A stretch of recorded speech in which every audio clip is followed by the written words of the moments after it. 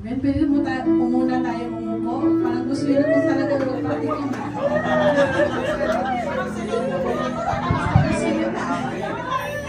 Amen. So before po niyan, ipabasahin po muna natin yung criteria for judging po for worship leaders. Ang ating criteria po is number 1 po is theme of song. Meron po tayong 5 points po doon. And then arrangements of songs, 5 points din po. And then familiarity of songs. So when you say familiarity, meaning memorize po natin yung mga lyrics po ng ating papaawit po. So we have 5 points din po doon. And then song leading techniques and signals. So alam na po natin yun, napag-aaralan natin. So we have to give signs po sa ating mga musicians in terms of magkapan po tayo, magpupunta po tayo ng verse 1, ng chorus, ganun po. So may have 20 points for that po, for that criteria. And then for the exhortation, if you have exhortations po, we have 15 points po doon. Amen? So voice quality, kasali din po doon. So under po sa voice quality, 15 points. Amen? Amen. And then, pronunciation and diction. So, yung mga kwan po natin. Kung medyo may mga, yung mga accent po ng mga Bisaya, mga gano'n, okay lang po yun siguro. By grace po yun, no? Meron tayong 5 points po doon. And then, sense of rhythm. Meron po tayong 10 points. Amen? So, last po is anointing. We have 20 points and overall po is 100 points. Po sa musicians po, the same lang po yung mga criteria regardless of anong instrument yung i-play. So number 1 criteria for the musicians is playing techniques. We have 30 points. So kung may mga exhibition tayo dyan, kuya, kasali po doon, 30 points po yon. And then sense of rhythm, the same po sa worship leader, meron po tayong 30 points doon. Kasali din po doon ang body language. Amen? So, hindi lang po tayo pwede mag-straight lang tayo dyan. No? Kailangan galaw-galaw din. Amen? So, we have body language, we have 20 points po doon. And then, anointing, 20 points din po. So, clear po yung ating mga criteria for judging. Amen. Amen. So, ready na po ba ang ating mga students? Amen. Matawa sila. Amen. So, wag na nating patatagalin. Pero before that, I would like to introduce po yung ating mga panel. Alam ko, kilala nyo na po sila. No, ang ating panel number 1 po, ang SA po ng Savior Group, ang Kuya Noel. Palakpak po kayo dyan. Amen. Ang ating panel number 2 po, ang SSO po ng Overcomers, si Kuya Mike Chacon po. And then, ang panel number 3 po, ang masigasig po natin, no? Ay so po, under the Kuya Roji po, na group, Kuya Jones po. Amen. Praise the Lord. So, kung ready na po ang ating mga panel at ready na rin ang mga students po, may we call on po the first set po. Naka-off po. Naka-off po siya. Ito lang. Wala po. Clear po. Okay po, ating first set po, si ating Maria Esther po.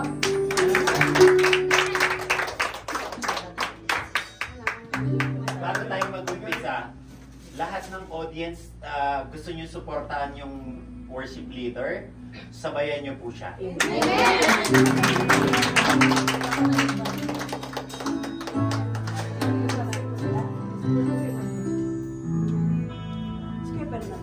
Here. Okay, when you ready?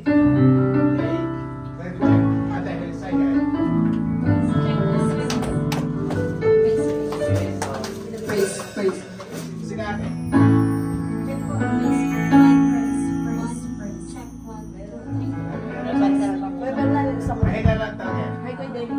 Okay, so your time starts now. Hallelujah. Mapagpalang kami sa ating lahat ng mga kapatid. Amen! At para ba ang mga anak ng Diyos na mabuhay na Panginoon? Hallelujah! Tunay lang napakabuti ng ating Panginoon dahil ngayong gabi binigyan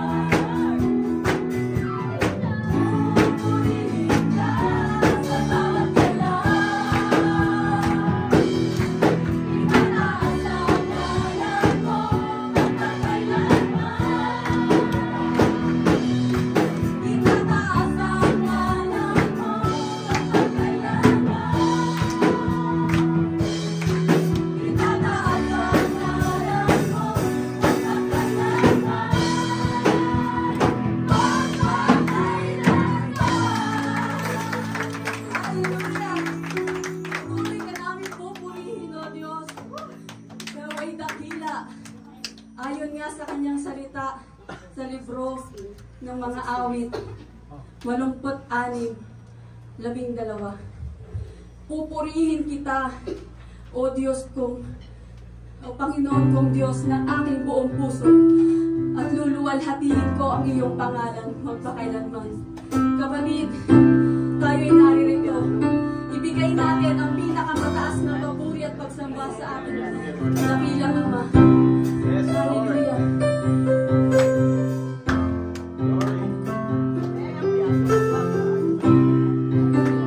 Ay, yung piano talaga, melody.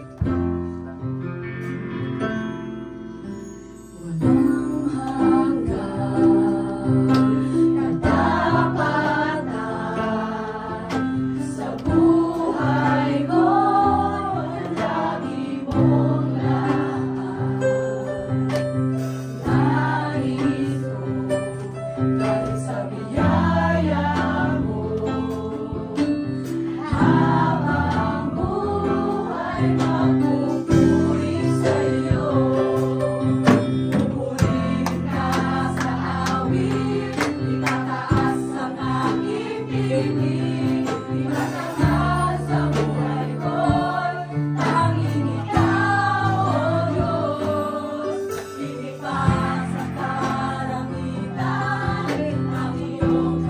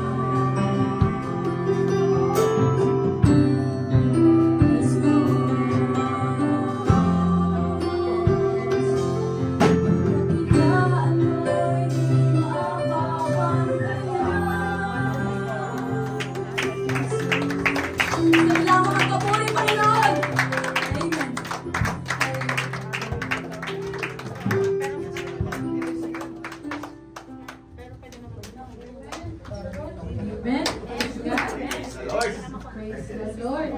Hindi yung pag-range na para makita nila yung lyrics. Just to check.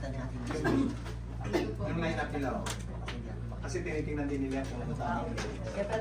Amen. So, praise God. Tapos na po tayo sa first set.